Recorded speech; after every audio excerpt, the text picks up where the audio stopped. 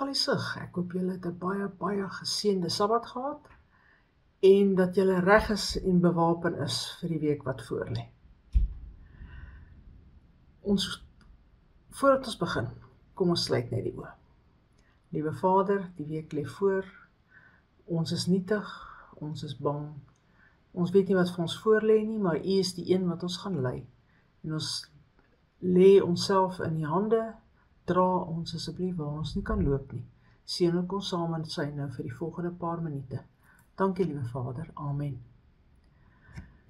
Nou ja, dit gaan vanaand, se tema gaan oor bye, nie blomme nie. Ek is nou so omtrent seker so 2 maande, 'n bietjie meer as 2 maande hier op die plaas op Oudtshoorn. En dis 'n interessante wêreld hierdie. Die weerpatrone verskil drasties. Die natuurskoon verskil hemelsbreed. Die stilte is salwend vir die gemoed. En die volmaan Karoo-nag is asemrowend helder. Dis nou oor die ou klein goedjies, maar kom ons gaan terug na die meer praktiese goed toe. Ons het skaars hierso aangeland.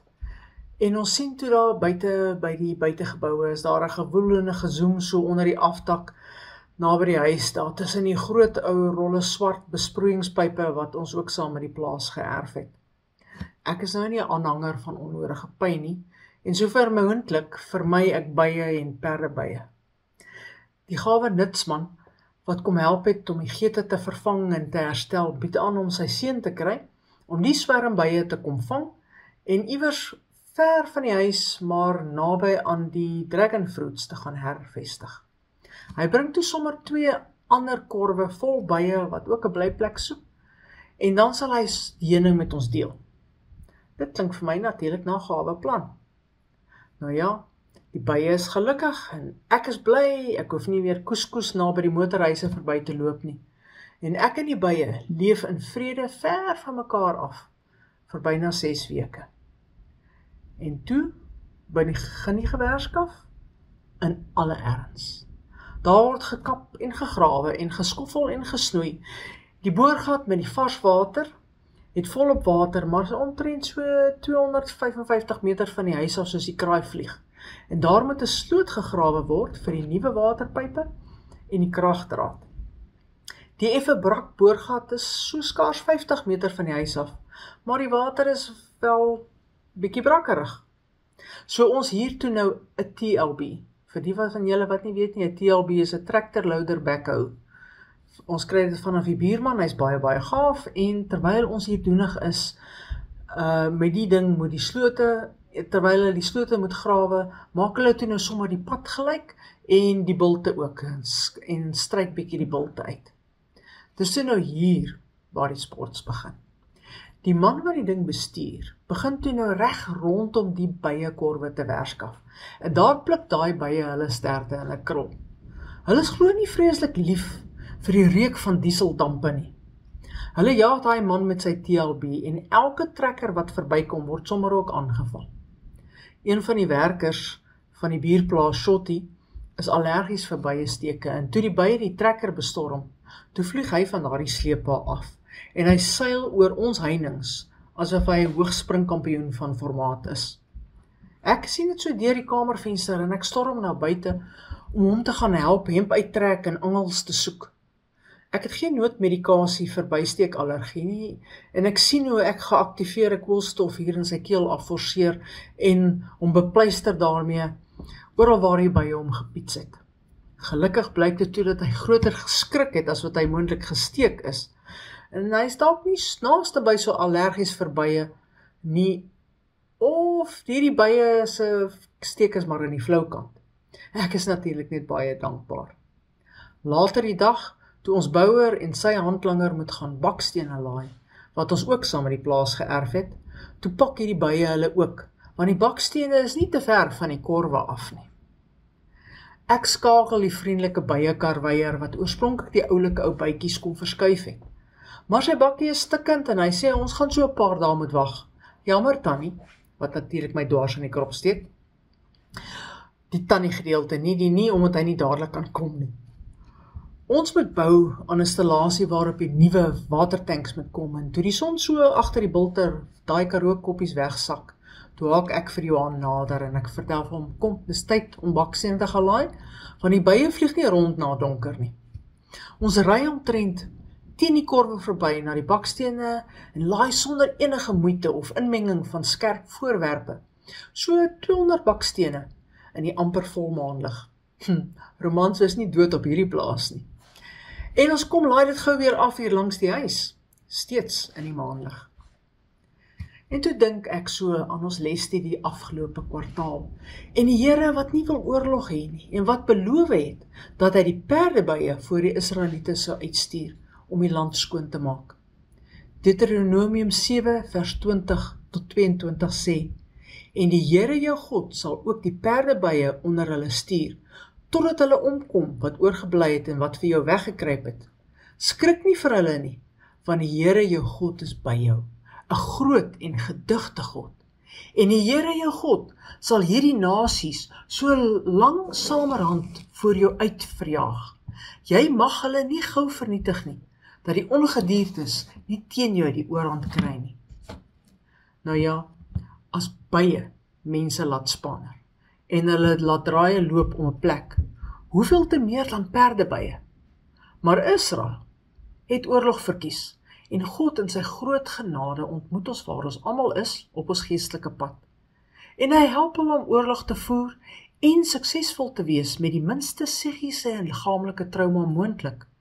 Maar dit was nie sy oorspronklike plan nie. Gelukkig is hierdie dood net die eerste slaapdood, en baie van die wat onskuldig omgekom het, sal wel in die regte opstanding wakker word en gered word. Dis gelukkig God se afdeling, en ek hoef my nie daaroor te bekommer nie. Nou oor die bye self. Dis hardwerkende insekte wat binne spesifieke raamwerke werk en perfek funksioneer om goeie lekkerte na vore te bring. Net so 3 interessante feite oor bye. Eerstens, navigasie. Bye gebruik die son se posisie en sy gepolariseerde ligpatrone om hulle self te navigeer en te oriënteer, veral tydens vlug. Visie. Hulle kan nie goed in die donker sien nie, en hulle vlugspiere kan nie sonder lig funksioneer nie. Wanneer die ligte uitgaan, val baie bye eenvoudig uit die lug uit. En dan veiligheid. Hulle verkies om snags in die korf te bly om disoriëntasie en potensiële gevaar te vermy. Jesus het vir jou en vir my ook op 'n baie spesifieke manier geskape om te funksioneer. En as ons volgens hierdie bloudruk, hierdie handleiding lewe, die Bybel, dan is ons die beste mense wat ons kan wees, in alle opsigte. Wat van navigasie? As ons oë van die son of die seun afhaal, dan verloor ons sin vir rigting, en ons raak te mekaar en verward. Nie net in waarheen ons op pad is nie, maar ook wat ons eintlike doel is op aarde, naamlik om God se beeld te weerkaats aan die ander, sodat hulle hom ook wil volg. Dus, om koers te hou, kyk na die son. Visie. As die son in ons lewens sak, en ons raak betrokke in die donker dinge van Satan se versoekings, kan ons denke se oordeelspiere nie meer werk nie, en ons val eenvoudig in sonde, wanneer ons God se lig van liefde, genade en vryheid in ons lewens afskakel. Veiligheid. As ons kies om tydens donker tye en swaar kry in die korf te bly, met ander woorde, om in die skuilplek van die Allerhoogste te oornag, gaan lees bietjie Psalm 91, sal ons rigting seker wees en potensiële gevaar vermy.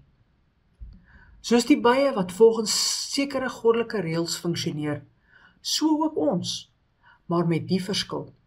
Ons is vrye wesens wat keuses kan maak volgens goeie redenasie en bewyse wat die Here ons gee. En ons moet nie soos die diereryk net instinktief iets doen nie. Ons is unieke vrye wesens en God verwag van ons om met hom te kommunikeer en te redeneer en dan ingeligte besluite te maak. Ons val nie net instinktief mense aan en dinge aan omdat ons bedreig voel nie. Bye sterf na hulle iemand gesteek het. Ons kan in so 'n steekproses ook ons ewige lewe verloor, as ons nie dink voor ons optree nie. Ek is bly om te rapporteer dat die bye veilig verskuif is na 'n rustiger omgewing ver van die huis en die grondpad af, so niemand hoef meer te koes en arms te swaai in die pad terwyl hulle hier verbygaan nie. Nee, die slote is nog nie gegrawe nie en die pype is nog nie gelê nie, maar ons het al 'n paar vrugtebome geplant. Die hoenderhok se opgradering vorder mooi en ons het 5 nonnetjies uile wat snags die muise goed en ander goeders weghou hier rondom die huis. Baie seëninge wat God daagliks op ons uitstort en die ontsluit julle in, want God is gedurig met ons en by ons en hy rig en lei en beskerm. Ons is meestal salig onbewus van so baie goed wat God van ons afskerm, omdat ons kies om sy beskermingsmaatreëls te volg wat hy in die Bybel gegee het. God stuur baie maal perdebye voor ons uit om ons lewenswandel minder gevaarlik te maak en moeilikhede uit ons pad te verwyder waarvoor ons nie die krag het nie. So, hou vas aan God en sy beloftes van krag en hulp in moeilike omstandighede. Baie maal voel ons vuisfoos van dit wat ons getref het, maar dis maar 'n fraksie van die goed wat Satan daagliks op ons afvuur en wat God in sy liefde en genade van ons wegkeer voordat dit ons tref. Laat ons koers hou soos die bye. Laat ons oog op die Here hou. Laat ons in die son wandel. Laat ons wegbly van die donker dinge van die Satan en laat ons vestig in die skuilplek van die Allerhoogste. Kom ons bid saam. Onse Vader, wat kan ons sonder U doen? U is so genadig om vir ons 'n skuilplek te gee en waar ons nie kan loop nie, daar sal U ons dra. Dankie daarvoor. Lei ons asseblief op die pad en laat ons nie net reageer op dinge nie, maar dat ons sal redeneer en ons vrye wil gebruik en ons redenasie vermoë en volgens U handleiding om reg op te tree teenoor al die ander mense rondom ons, sodat hulle kan sien dat U ons son is en ons rig en ons lei. Dankie dat ons binnekort kan huis toe gaan. In Jesus se groot naam alleen. Amen. Mooi loop Magaliesig, mag die Here julle seën.